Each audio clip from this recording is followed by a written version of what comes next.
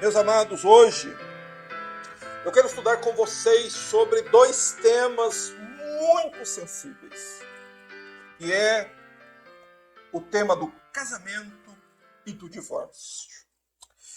Mas antes de tudo, antes de qualquer coisa, a respeito disso, eu quero lembrar os irmãos que o casamento é algo da mais alta importância perante os olhos de Deus. E nós podemos perceber isso nos lembrando que a história humana começou com um casamento, lá no Jardim do Éden. E a história humana está determinada que ela terminará também com um casamento de Jesus com a igreja. Entretanto, cá estamos nós vivendo numa época, no meio de uma sociedade em que o casamento e o divórcio foram literalmente banalizados. Então, é nosso dever voltarmos à palavra de Deus, recordarmos as palavras de nosso Senhor Jesus Cristo, para que o nosso coração, para que o nosso casamento, para que aqueles que são solteiros e que querem casar, e aqueles que estão casados, e aqueles que já se divorciaram e pretendem se casar de novo, reflitam sobre o que é o casamento, o que é o divórcio, e se é permitido que uma pessoa divorciada se case de novo. Por isso, o tema é o casamento e o divórcio. O texto que nós iremos ler está no Evangelho de Mateus, capítulo 19. E nós vamos ler Mateus, capítulo 19, versos 1 a 9. Dou uns instantes para que os irmãos encontrem o texto em suas Bíblias, para que todos possamos fazer juntos a leitura. Os irmãos possam acompanhar a leitura. Eu vou ler na Almeida, na minha Bíblia, Almeida, século 21. Mateus, capítulo 19, verso 1, está escrito assim. Tendo Jesus falado estas palavras, partiu da Galiléia e foi para a região da Judéia, para o outro lado do Jordão. E grandes multidões o seguiram, e ele as curou ali. Aproximaram-se dele alguns fariseus, que o colocaram à prova, perguntando: é permitido ao homem divorciar-se de sua mulher por qualquer motivo? Jesus respondeu: não lestes que desde o princípio o Criador os fez homem e mulher e ordenou: por isso o homem deixará pai e mãe e se unirá à sua mulher e serão os dois uma só carne? Assim não são mais dois, mas uma só carne. Portanto, o que Deus uniu, o homem não separe. E eles lhe responderam: então por que Moisés mandou dar-lhe documento de divórcio e mandá-lo embora? E ele lhes disse: foi por causa da dureza do vosso coração que Moisés vos permitiu se divorciar da vossa mulher. Mas não foi assim desde o princípio. Mas eu vos digo que aquele que se divorciar da sua mulher, a não ser por causa de infidelidade, e se casar com outra, comete adultério. E quem casar com a divorciada, comete adultério. Amém, meus irmãos? Até aqui ficamos com a leitura. Feche os seus olhos, vamos orar antes de meditarmos no texto bíblico. Senhor, mais uma vez, queremos adorá-lo, pois Tu és o nosso Deus, o nosso Pai, o nosso Senhor. Meu Deus, o nosso prazer é fazer a Tua vontade, aprender da Tua palavra, é estar nos Teus átrios. Senhor, estar no meio do Teu povo e podermos, meu Deus, conhecer cada dia mais da palavra do Senhor, que nos abençoa, que nos instrui, que nos ilumina e que nos torna, meu Deus, sábios para a salvação. Rogamos, Senhor, que os nossos pecados possam ser perdoados.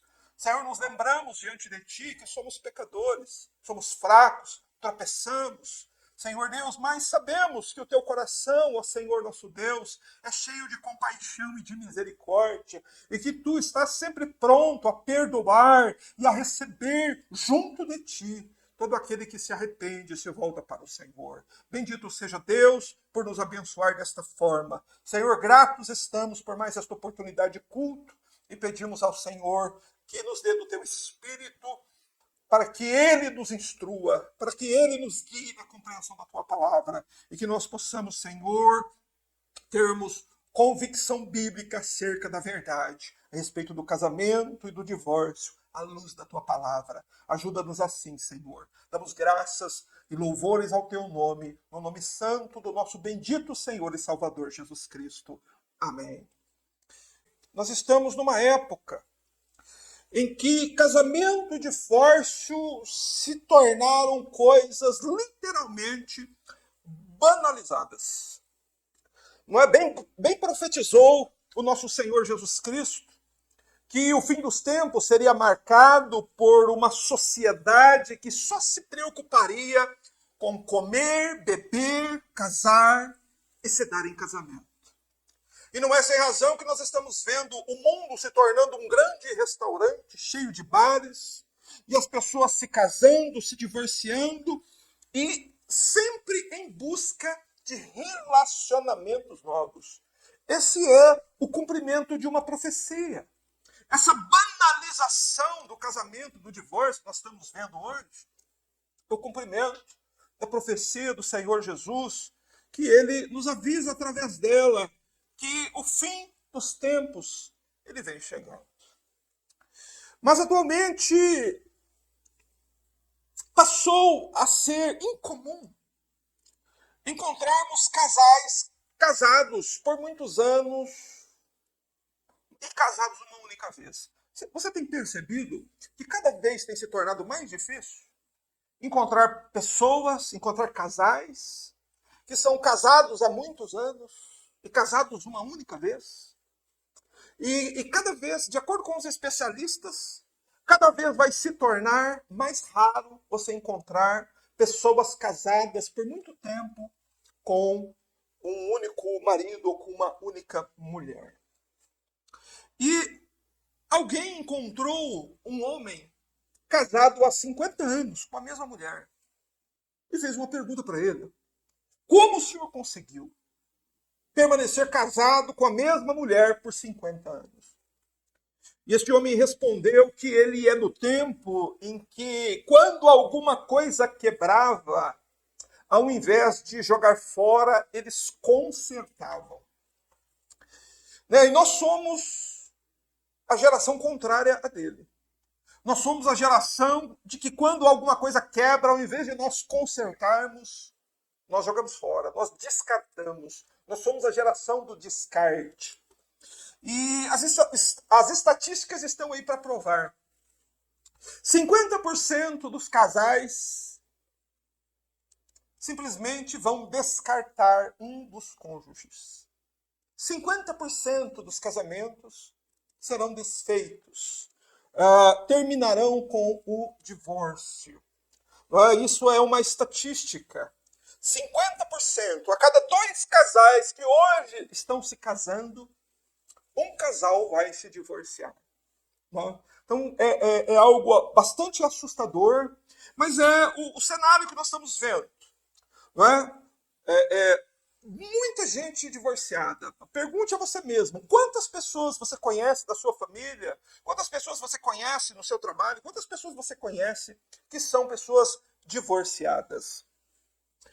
E ela estará dentro desta estatística. 50% dos que casaram irão se divorciar. E esse percentual de 50%, ele se refere tanto às pessoas que estão dentro das igrejas evangélicas, quanto das pessoas que estão fora das igrejas evangélicas. Ou seja, tanto entre os cristãos, quanto fora do ambiente cristão, a quantidade de divórcios é praticamente a mesma. E a razão de tantos divórcios é que nós somos inclinados, nós somos essa geração do descarte, né? Uma coisa começa a dar problema, se um casamento quebrar, ao invés de tentar consertar, a gente descarta. E aliado a essa disposição das pessoas, né, de descartar facilmente as coisas que estragam, está aliada a essa facilidade das leis atuais das pessoas se divorciarem e contrair um novo casamento. Então, há um conjunto todo um contexto que tem favorecido o divórcio e o novo casamento. Na verdade, se nós olharmos sobre essa ótica, nós vamos ver que o mundo trata o casamento como uma espécie de test drive. Um casal se conhece, se une em matrimônio, mas se este casamento em algum momento quebrar, se der algum problema, ao invés de tentar consertar o casamento, o que eles vão fazer? Inevitavelmente, vão descartar. Vai ser mais um casal divorciado no mundo. Por isso, muitos se casam, se divorciam e se casam de novo. E é exatamente isso que a profecia dizia. Os homens estariam se casando e se dando em casamento. E além disso, nós temos muitas igrejas evangélicas que não ensinam os princípios do casamento. E também não ensinam o que é o divórcio, à luz da palavra de Deus. Simplesmente porque esses assuntos são sensíveis e incomodam as pessoas, e alguém pode se sentir desconfortável por ouvir isso e simplesmente falar, quer saber, eu vou parar de ir nessa igreja aqui, que está tocando nesse assunto, está me deixando desconfortável, eu vou na igreja do vizinho aqui, que ali eu não tenho esse tipo de problema. No entanto, é nosso dever, é o dever da igreja de Cristo, é o dever do povo do Senhor, pregar sobre este assunto. E hoje eu quero pregar em Mateus 19, respondendo a 4 perguntas. O que é o casamento de acordo com a Bíblia? Será que você já compreendeu o que o casamento é, segundo o ensino da Escritura? Em segundo lugar, o que é um divórcio? O mundo tem um conceito sobre divórcio, mas o que a Bíblia fala sobre divórcio? Em terceiro lugar, a pergunta é, Deus permite o divórcio? Diante de Deus, é lícito um casal se divorciar? E a quarta pergunta é, uma pessoa divorciada, ela pode se casar de novo? Então, por certo, a resposta a todas essas perguntas nós encontraremos em Mateus 19. E realmente existem muitas outras perguntas sobre casamento, porém nós temos pouco tempo para responder essas 4. E as outras perguntas nós pretendemos esclarecer numa outra oportunidade. Por isso, irmãos, eu os convido para que ouçamos todos a voz do Senhor Jesus e que aprendamos do próprio Senhor Jesus o que é o casamento, o que é o divórcio. E devemos começar a nossa exposição, nosso estudo sobre esse assunto, lendo com atenção o primeiro versículo. Quando Mateus escreve assim: tendo Jesus falado estas palavras, partiu da Galiléia e foi para a região da Judéia, para o outro lado do Jordão.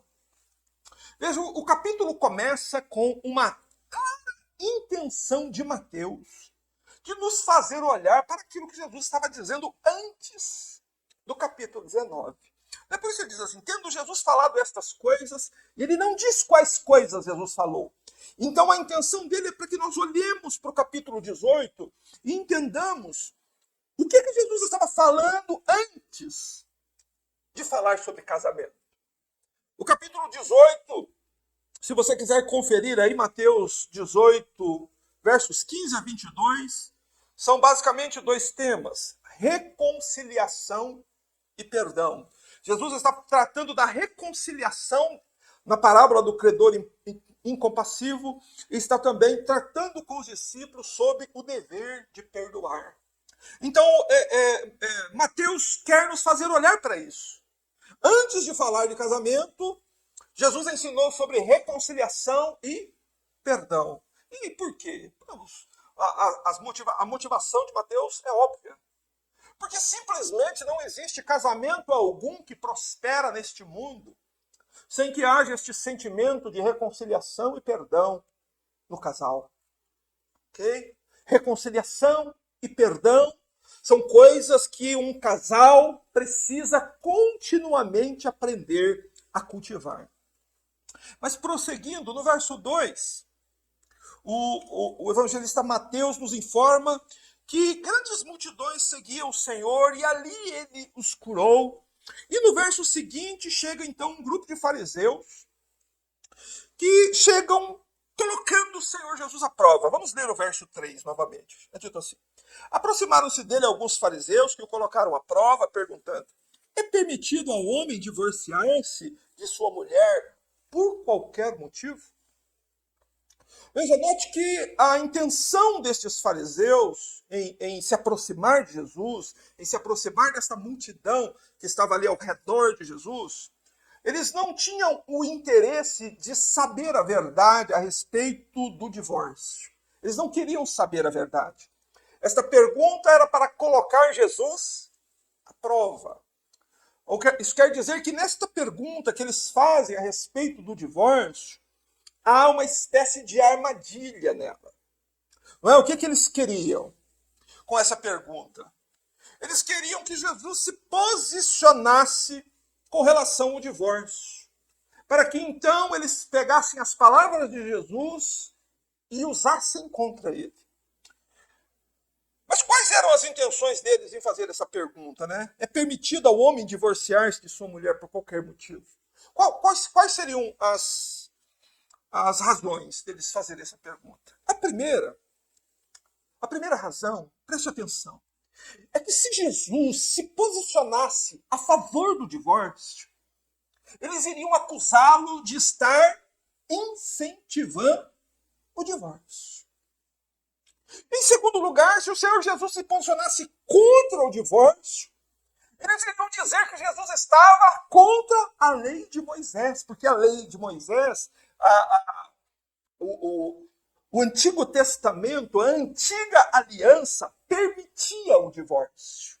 Ok? Então, se Jesus se colocasse contra o divórcio, eles iam dizer: não, Jesus está contra Moisés, ele é contra Moisés, ele está contra a lei. Porque a lei de Moisés permitiu o divórcio, lá em Deuteronômio, capítulo 24, verso 1.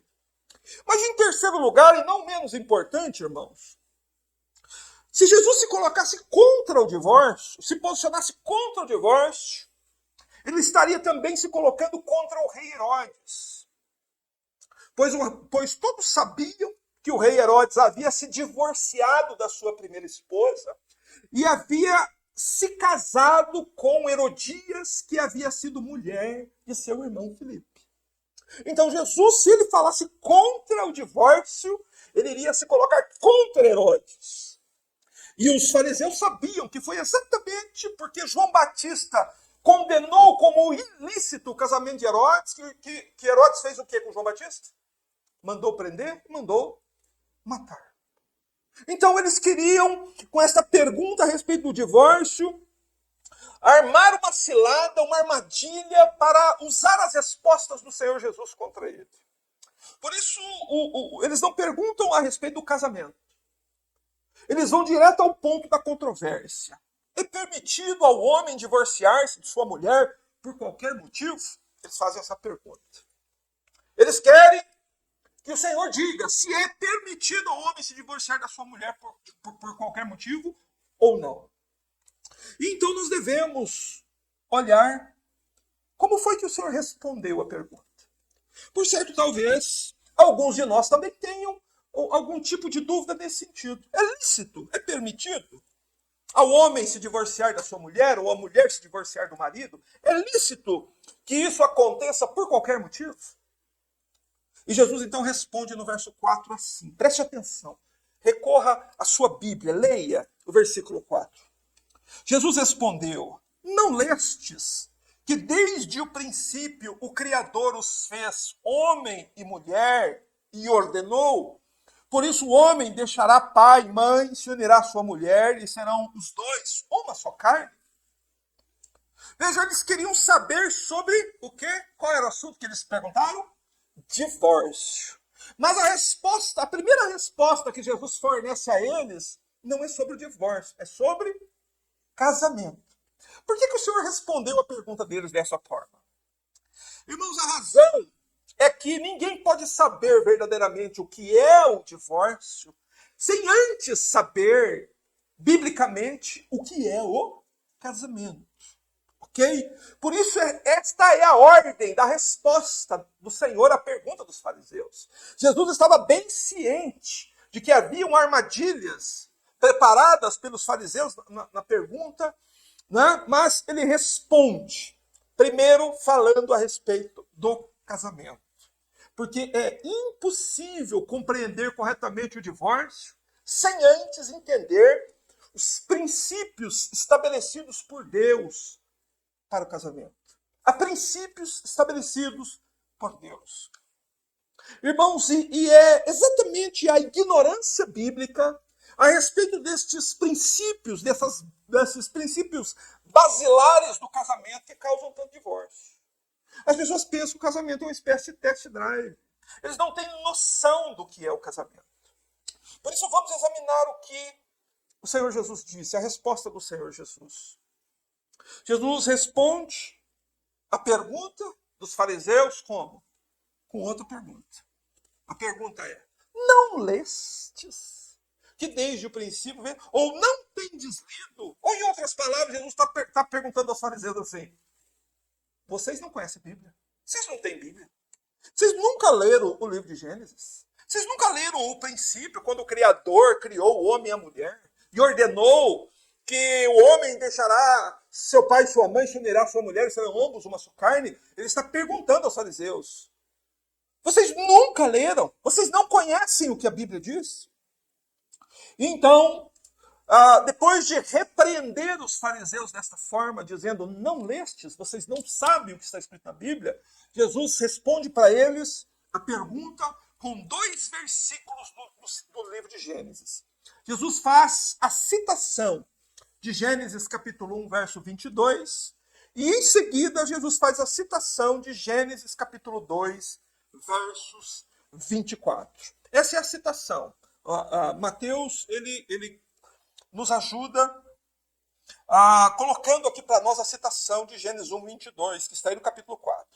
Não lestes que desde o princípio o Criador fez o homem e a mulher? São aqui os pilares do casamento. O primeiro pilar do casamento é entender que o casamento foi instituído por Deus quando? Desde o princípio, desde a criação. O casamento, ele foi instituído por Deus antes da queda. Ok? Adão e Eva se casaram na presença de Deus lá no Éden antes da queda. Eles já eram um casal casado diante de Deus antes deles caírem lá em Gênesis capítulo 3. Por isso que Jesus menciona desde o princípio.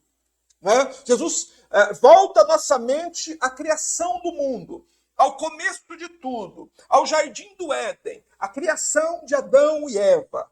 E nos lembra que lá no princípio Deus criou o homem e a mulher. Ou seja, o conceito bíblico de casamento é o casamento entre um homem e uma mulher. E é até absurdo, nós temos que ensinar isso nessa geração, mas faz-se necessário, porque hoje existem casamentos de todos os tipos. Mas o casamento instituído por Deus desde o princípio, e o único tipo de casamento reconhecido diante de Deus, é o casamento de um homem e de uma mulher, pois foi assim que Deus o fez. Então o casamento é uma instituição de Deus.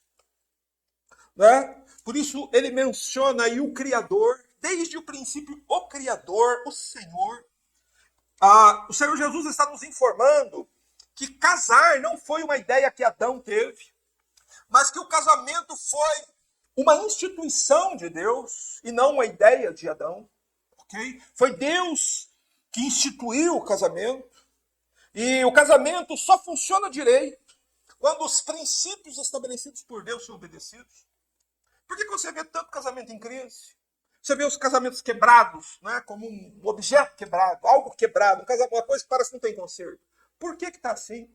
Porque os princípios bíblicos para o casamento não estão sendo obedecidos. Nós temos que olhar lá para o princípio e aprender os princípios, as bases do casamento. Que o casamento é a instituição de Deus, que foi o Criador que criou o homem e a mulher, macho e fêmea, com esse objetivo de que os dois se casassem e gerassem filhos. Mas, em terceiro lugar, tem um outro aspecto sobre o casamento. Não é mesmo havendo apenas um homem e uma mulher no Jardim do Éden, a decisão de se casar, a decisão de Adão e Eva formarem uma aliança em casamento foi uma escolha deles. A decisão foi deles. No momento oportuno, você pode conferir isso em Gênesis capítulo 2, versos 22 e 23. Pois quando Adão vê Eva, Adão diz para Deus, eis aí a minha mulher. Ou seja, foi Adão que tomou a decisão de se casar com Eva. Então, o casamento envolve uma decisão humana, uma decisão de um casal que quer se unir em matrimônio. O quarto ponto que eu quero destacar aqui ainda antes de prosseguirmos é o seguinte. O primeiro casamento foi realizado na presença de Deus. Por que é importante destacar isso, meus amados? Porque hoje existe uma ideia de união estável. De que a união estável, ela vê o casamento civil e a celebração religiosa de um casamento como um mero formalismo sem importância para Deus. Mas não é assim, não foi assim desde o princípio. Porque Adão e Eva se casaram na presença de Deus. Então isso mostra a importância. O primeiro casamento foi celebrado na presença do próprio Deus. E todos os casamentos, então, devem ser celebrados na presença de Deus. Um quinto ponto importante. O casamento é entre homem e mulher. Não existe casamento homoafetivo. Existe na lei dos homens. Mas isso não foi uma instituição de Deus. Não foi Deus que instituiu esse tipo de união. E Deus não aprova esse tipo de união. O único tipo de casamento que Deus aprova é o que está aqui na Bíblia. Desde o princípio, o Criador os fez homem e mulher. Portanto, mesmo que a sociedade aprove o casamento homoafetivo, a união estável, nós podemos dizer com toda a segurança, Deus não aprova. E todo tipo de relacionamento feito fora dos padrões instituídos por Deus é pecado e receberá, por fim, a justa punição pelo pecado que estão cometendo. Então, nós devemos olhar, esses são os princípios da família. Uma família é composta de um homem, de uma mulher e de seus filhos. Assim diz a Bíblia. Ok? Mas então vamos olhar para o verso 5. Porque no verso 5 Jesus continua fornecendo para nós os pilares do casamento. Agora Jesus cita Gênesis 2, 24. E ordenou. Por isso o homem deixará pai e mãe, se unirá à sua mulher e serão os dois uma só carne. Quando um homem e uma mulher se casam, isto promove uma nova configuração familiar.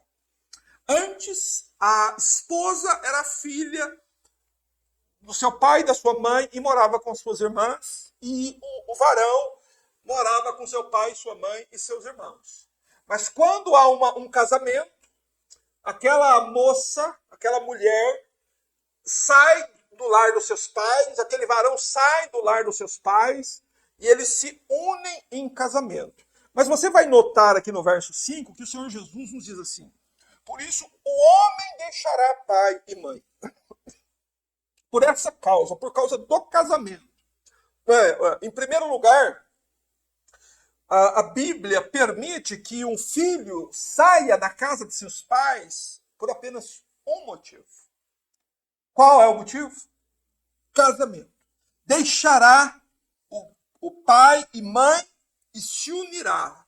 Então o fato do varão deixar pai e a mãe significa que o varão ele precisa fazer renúncias, ele precisa cortar laços para se dedicar à sua esposa.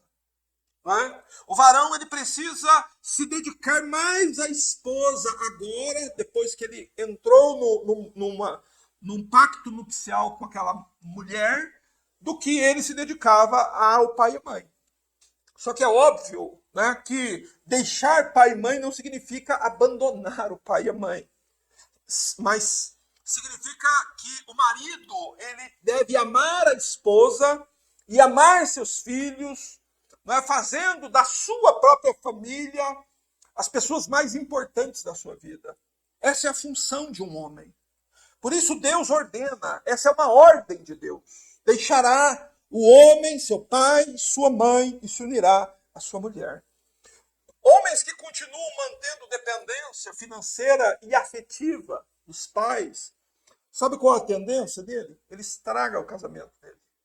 Porque está indo na contramão daquilo que a palavra de Deus ordena que ele faça. A Bíblia diz que o varão tem que renunciar certos laços afetivos e financeiros, e ele precisa, então, se unir à sua mulher, né? Esse é o próprio conceito de casamento. União, aliança, pacto. Não é? O nosso Deus é um Deus de aliança, não é verdade? E o casamento é uma aliança. Mas uma aliança entre um homem e uma mulher. Por quanto tempo? Até que a morte os separe. Né? Mas ele diz assim, se unirá a sua mulher. Presta atenção nesse detalhe. A sua mulher. Aqui o Senhor Jesus está nos dando um aspecto muito importante sobre o casamento. O casamento ele é monogâmico. Quer dizer que um homem pode ter apenas uma mulher durante toda a sua vida. Esse é o padrão de Deus, monogâmico. Tá certo? Durante a vida, enquanto aquele homem for vivo, ele deve ter apenas uma mulher. Ok? Enquanto um dos dois estiver vivo, esse é o padrão de Deus. E esse padrão ele não foi instituído pelo Senhor Jesus aqui em Mateus. Esse é o padrão de Deus instituído lá na criação. E por que é assim? Porque o homem se une à sua mulher e os dois se tornam uma só carne. Isso aqui é um aspecto importantíssimo. Porque o casamento, ele possui aspectos espirituais. O casamento, por ser uma instituição de Deus, une o homem e a mulher de um modo muito mais íntimo de que qualquer outro tipo de relacionamento humano possa fazer. O casamento, o matrimônio une. Os dois são, aos olhos de Deus, uma só carne, uma unidade. Deus os vê como se fossem um só. Isso que o Senhor Jesus quis dizer aqui, que os dois serão uma só carne. E no verso 6 nós temos a questão do casamento indissolúvel. Veja, uma outra característica do casamento. Assim, não são mais dois, mas uma só carne. Portanto, o que Deus uniu, o homem não separe. Depois de casados, o homem e a mulher se tornam um. Por que eles se tornam um? Porque a Bíblia fala nesses termos com relação ao casamento. Porque o matrimônio, ele une os seres humanos, o homem e a mulher, de um modo inseparável. Esse é o vínculo do matrimônio. Eu vou explicar isso melhor. O próprio Senhor Jesus nos fala mais sobre isso no verso 6, dizendo assim, portanto, o que Deus uniu, preste atenção, o que Deus ajuntou, o que Deus uniu, o homem não separe. Essa é a parte da questão do casamento que vem sendo mais distorcida.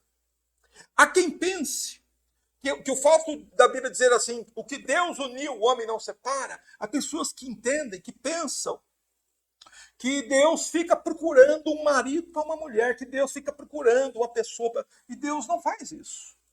Desde o Jardim do Éden é mostrado que essa escolha ela é humana. É o homem e a mulher que escolhem mutuamente com quem querem casar. Então, o que Deus ajuntou, não separe o homem, não significa, em momento algum, que Deus fica procurando um namorado para Daniela, uma namorada para o Rafael. Deus não fica fazendo isso. Essa palavra ela tem outros sentidos. A interpretação correta dessas palavras é outras. E eu vou dar a interpretação correta delas agora. O que Deus ajuntou, não separe o homem, significa que quando um homem e uma mulher decidem se casar, dentro dos padrões bíblicos, um homem e uma mulher que nunca foram casados, que nunca tiveram nenhum relacionamento conjugal antes, um homem morava com seus pais, uma mulher morava com seus pais, decidem se casar, então eles vão e se casam. E Deus, então, os une, no sentido de que Deus confirma essa união. Então, o que Deus uniu aqui significa isso, que Deus confirma a união. A decisão deste casal, Deus vai lá e chancela, Deus confirma a união.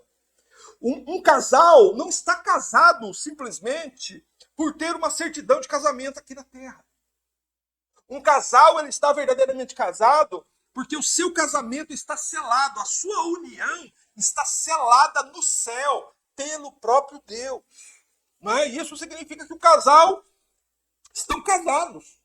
Não somente diante dos pais, não apenas diante da sociedade, não apenas diante da igreja. O casal está casado diante de Deus. Ok? E este vínculo não pode ser quebrado. O vínculo matrimonial não pode ser quebrado. É isso que Jesus diz no final do verso 6. Portanto, o que Deus uniu, o homem não separe. O casamento ele é indissolúvel. Ele não pode ser dissolvido. Isso que significa o que Deus uniu, não separe o homem. Significa que aquilo que Deus fez quando selou no céu o casamento de um determinado casal não pode mais ser desfeito pelos homens. Ok? Casamento é coisa séria, irmãos. Casamento é instituição de Deus. Então, o mundo hoje é que está brincando com o casamento. A própria humanidade sempre levou o casamento muito a sério. Mas o que Jesus quer dizer ainda? Né? Nós podemos ainda extrair mais alguma coisa aqui desse versículo 6. O que Deus uniu, o homem não separe. A palavra homem, utilizada aqui por Mateus, não fala do homem no sentido pessoal, de um ser humano. Mas Mateus está se referindo às instituições humanas.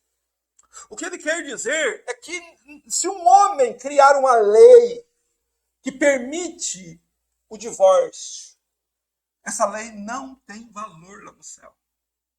Se algum juiz autorizar o divórcio de um casal, eles podem ter uma certidão de divórcio na terra, mas eles continuam casados diante de Deus no céu. Você entende? Nada que é humano, nada que é deste mundo, nada que está debaixo do céu pode quebrar o meu vínculo de casamento com a minha esposa. Okay? Esse vínculo, essa aliança entre entre eu e a Mônica é indissolúvel. Tá certo? Por isso o casamento é de acordo com a Bíblia indissolúvel. Mas há pessoas que perguntam assim, mas e aqueles casais que casaram de modo precipitado? Não é aqueles casais que fugiram e casaram sem a permissão dos pais? E aqueles casais que casaram e depois descobriu que um dos cônjuges tinha algum comportamento estranho? Esses casamentos, eles também são indissolúveis? Sim. Casou um homem e uma mulher, este casamento ele é indissolúvel. Né? Isso coloca o casamento como algo extremamente sério.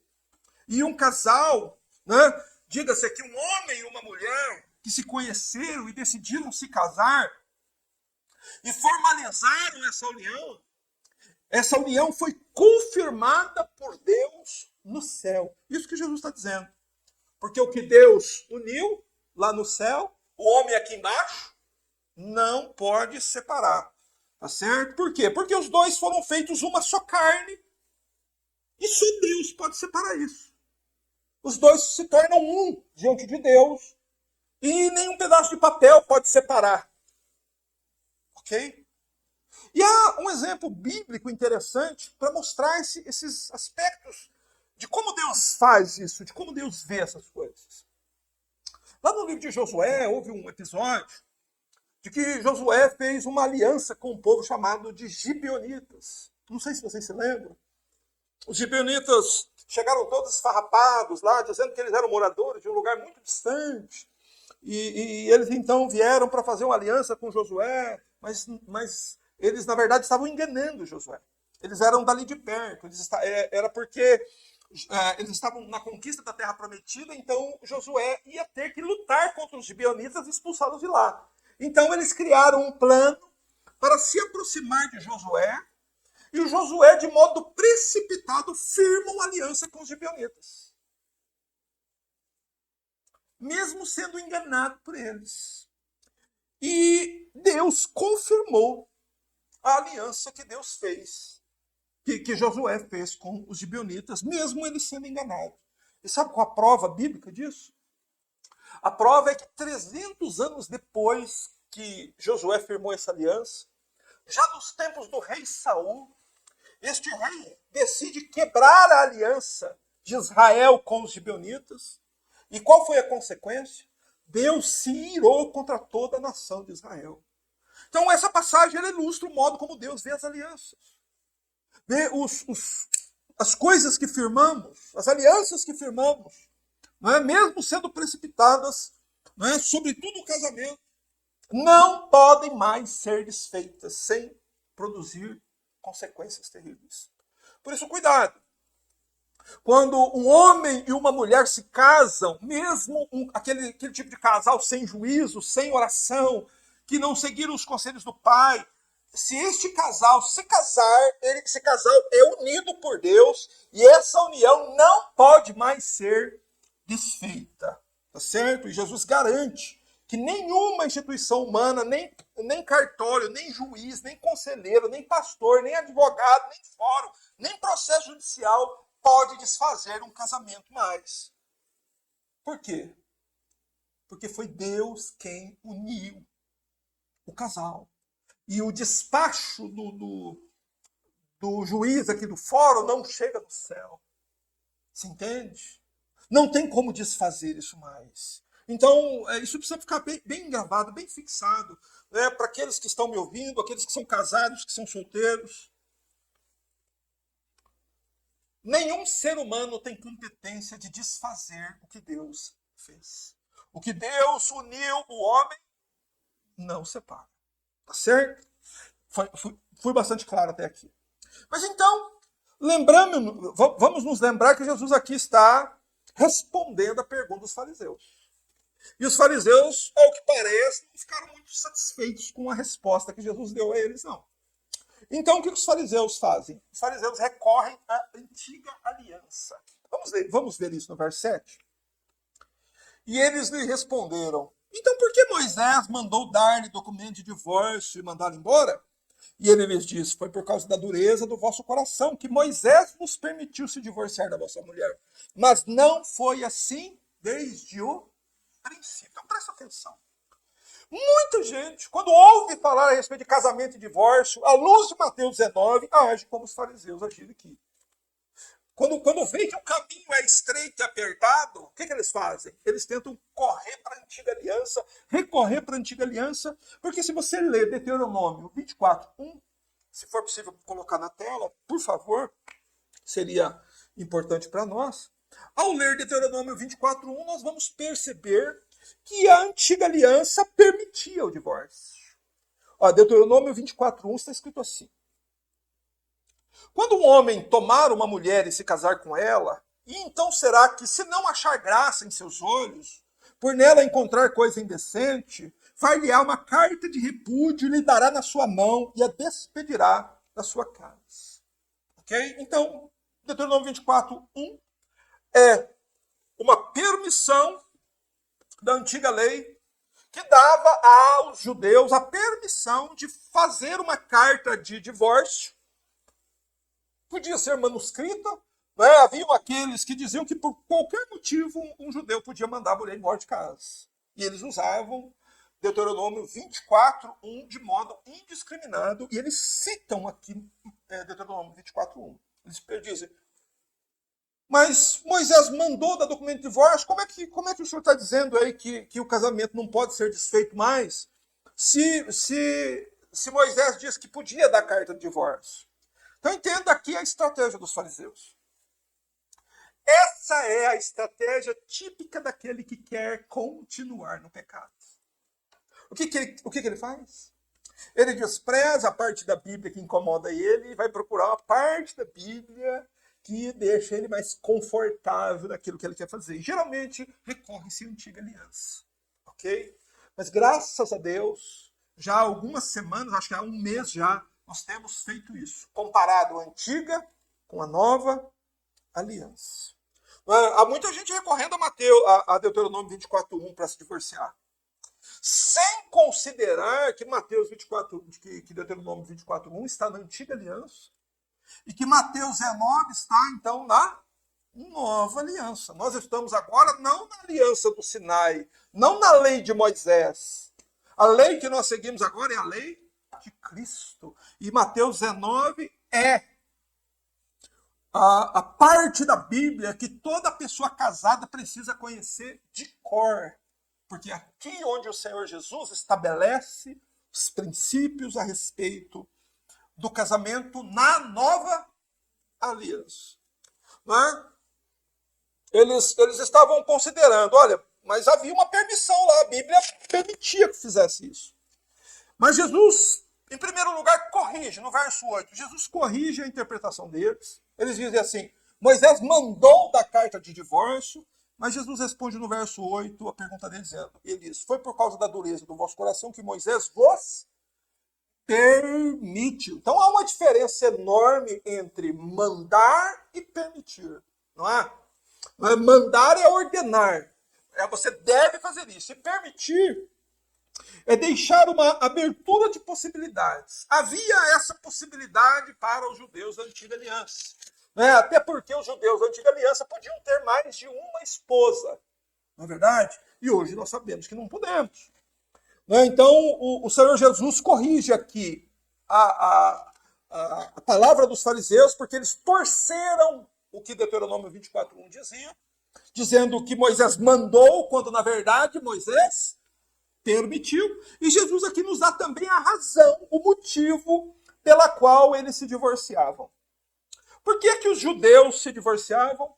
Jesus disse que era por causa da dureza, verso 8. Foi por causa da dureza do vosso coração. O que é dureza de coração, irmãos? Dureza de coração é incapacidade de perdoar. Dureza de coração são aquelas pessoas irreconciliáveis. Por isso, o ensino do Senhor Jesus sobre perdão e reconciliação vem antes do ensino sobre casamento. Porque na nova aliança é isso que tem que permear nosso casamento. Reconciliação e perdão. Porque se não houver reconciliação e perdão, seu casamento vai estragar, vai faltar óleo. E as engrenagens vão começar a fazer barulho até que aquele negócio estraga de vez. E tem casamentos que, infelizmente, isso já aconteceu inúmeras vezes, né? O motivo dos divórcios é esse: incapacidade de perdoar. Por isso Jesus diz: Moisés vos permitiu. Né? Na antiga aliança havia essa permissão, mas note que Jesus diz: entretanto, não foi assim desde o princípio. Então o que houve? Depois da queda, até a morte de Cristo no Calvário, houve a permissão de casais de se divorciarem. Mas quando Jesus Cristo morreu na cruz, o que entrou em vigor? A nova aliança, o Novo Testamento. E esse é o Novo Testamento. Agora, no Novo Testamento, volta a ser como era no princípio. Lá no princípio. Agora não existe divórcio. Não tem essa conversa de divórcio. Não existe divórcio, irmãos. Deus não instituiu o divórcio. Deus instituiu o quê? O casamento. Por isso Jesus diz, não foi assim desde o princípio. No princípio só existia casamento, não existia divórcio. Tá certo? E o próprio Senhor Deus, o próprio Senhor, nosso Deus, ele é bastante claro nesse sentido. Ao falar do divórcio. Deus ama o divórcio. Deus é assim, inerte com relação ao divórcio. Deus é imparcial com relação ao divórcio. Malaquias 2,16, o Senhor diz, eu odeio o divórcio. Tá certo? O divórcio é uma coisa que Deus odeia, tanto quanto a violência. Deus odeia a infidelidade dos casais que se divorciam. O divórcio em si mesmo é um pecado, tá certo? Porque é a quebra de um vínculo que não deveria ter sido quebrado. Mas então, no verso 9, vai ser o último versículo que nós vamos ver, Jesus muda a lei do divórcio, verso 8. Né? Mas eu vos digo que aquele que se divorciar de sua mulher, a não ser por causa da infidelidade, se casar com outra, o que acontece? Comete adultério. E se casar, e quem casar com a divorciada, o que acontece? Comete adultério. Então, lembre-se disso, Jesus é o mediador de uma nova e melhor aliança. Na antiga aliança, como nós vimos aqui, era permitido o divórcio. O homem poderia escrever no documento de divórcio e mandar a mulher embora de casa. Mas agora no verso 9, preste atenção no modo como o Senhor Jesus age. Ele diz assim, mas eu vos digo. Lá no Sermão do Monte ele usava muito o seguinte termo. Eu agora vos digo. Quando o Senhor Jesus usa estas palavras, o que ele tem a intenção de fazer? A intenção do Senhor é dizer, o que está em vigor agora é o que eu vou dizer agora. Isso é o que está em vigor agora. Esquece Deuteronômio 24:1. O que está em vigor agora é Mateus 19:9. Mas eu vos digo que aquele, note que Jesus colocou no singular, que aquele que se divorciar da sua mulher. Jesus colocou no singular aquele, porque Jesus aqui está se referindo à nova lei, à lei da nova aliança, e esta nova lei abrange não só o povo hebreu, mas ela abrange todos os homens e mulheres, de todas as tribos, de todos os povos, de todas as línguas, do mundo inteiro, de todos os tempos. Jesus agora estabelece uma nova lei. Aquele ou aquela que se divorciar, aquele que se divorciar da sua mulher, a não ser por causa da infidelidade, ou seja, ele coloca aqui uma cláusula de exceção. Existe uma exceção para que o divórcio se torne lícito na nova aliança. Qual é a única exceção para que alguém faça um divórcio lícito? A infidelidade conjugal. Por que essa é a única exceção? Porque o adultério quebra o vínculo do casamento. Tá certo? O adultério é um pecado tão horrível aos olhos de Deus que quebra o vínculo do casamento do homem e da mulher lá no céu. Quando um cônjuge ele adultera contra a mulher, adultera contra seu marido, ou o marido adultera contra sua esposa, isso quebra o pacto que eles fizeram diante da família, diante da sociedade, diante deles mesmos e diante de Deus. Aquele pacto ele é então quebrado. Então de um voltam a se tornar dois. E o que produz isso? O adultério. O que mais? Só o adultério, gente. Então preste atenção no que Jesus diz aí. Eu vos digo que aquele que se divorciar da sua mulher, a não ser por causa de infidelidade, a palavra grega aí é moicheia, né? Que fala de qualquer tipo de relação sexual ilícita. Aí então, Aquele que se casar com o que se divorciou comete adultério, e aquele que se casar com a mulher divorciada comete adultério. A única exceção é se um dos cônjuges cometerem adultério. E precisa ter prova disso, precisa ser algo muito sério. E por quê? Porque você está tratando da sua alma. Não é? E haverá o dia em que Deus trará o que está em oculto à luz, e então serão descobertos muitos casos, né, de adultérios que permanecem até hoje na escuridão. Mas e no caso de um divórcio que não foi motivado pelo adultério de um dos cônjuges? Como é que funciona? Como é que funciona no caso, nesses muitos casos de pessoas que se separaram porque não gostou da comida da mulher, o outro não gostou porque foi incompatibilidade de gênios, o outro não gostou porque tinha alguma coisa na esposa, porque a esposa ficou mais velha, ficou mais gordinha, outra divorciou porque o marido ficou careca. O que acontece com esse tipo de divórcio? Irmão, se o divórcio não foi motivado por adultério, então o vínculo do casamento só termina quando? Na morte. Ou seja, mesmo que este casal se separe, emita a certidão de divórcio, diante de Deus lá no céu, os dois continuam sendo um só. Por isso, que se esse que é um só casar com outro homem, aquele homem está casando com uma mulher casada. Casada diante de Deus. Ela pode ter certidão de divórcio, mas ela continua casada diante de Deus. E é isso que Jesus diz aqui no final. Ele diz assim: e se casar com a outra, comete adultério. E quem casar com a divorciada, comete adultério. Então, muito cuidado, irmão. Esse negócio de segundo casamento é um negócio extremamente sério. E eu temo ao dizer que no dia do juízo, muita gente irá para o inferno por causa disso. Porque simplesmente se divorciou por um motivo banal, por bobagem. Quando eu era menino, eu tinha 13 anos, eu trabalhei num cartório. E até hoje me lembro de um fato, de um casal que chegou para divorciar lá. O motivo pela qual o rapaz queria se divorciar da esposa era porque ele pediu uma toalha e a mulher não deu. Ele pegou a mulher pela mão, levou ela no cartório para divorciar. Então pensa. Aí divorcia, casa de novo. Qual é a condição diante de Deus? Adúltero, adultério. Ok? Então, aqueles que não se casaram, que você conheça os princípios bíblicos do casamento.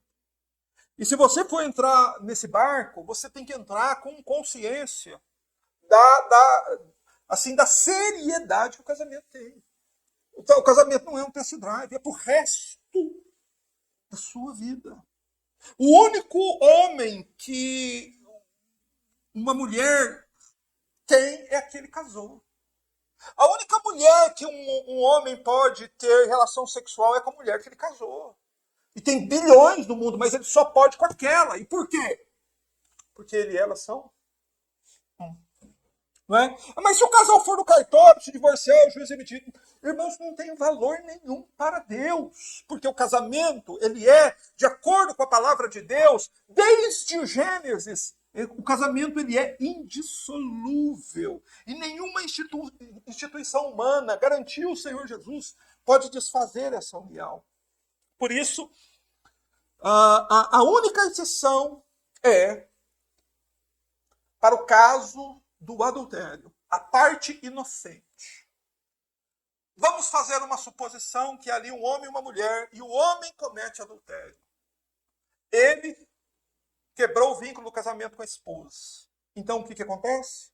A esposa é a parte inocente. A esposa poderá então se casar de novo. Ele não. Ele não pode se casar mais. Se ele casar de novo, o que ele é?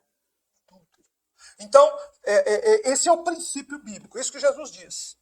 Quem casar com a repudiada comete adultério. Né? Exatamente porque está se casando com uma mulher que está unida pelo vínculo do matrimônio com outro homem.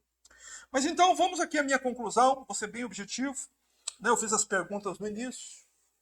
A primeira pergunta foi: o que é o casamento de acordo com a Bíblia? O casamento é uma instituição divina, estabelecida por Deus desde a criação e válida até quando? Até o fim do mundo. Ok? Enquanto o mundo existir, essa instituição divina, ela permanece. O casamento é uma aliança firmada entre um homem e uma mulher, que precisam manter o casamento dentro dos padrões estabelecidos por Deus, porque este casamento ele é indissolúvel. Ok? Segundo lugar, o que é o divórcio? O divórcio, ele não foi criação de Deus. Os homens criaram o divórcio.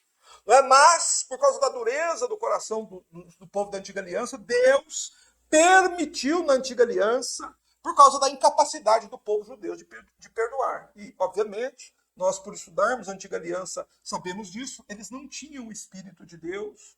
Né? O povo, em geral, não tinha o Espírito Santo. E por isso, muitas vezes, eles tinham essa dificuldade de reconciliar e perdoar.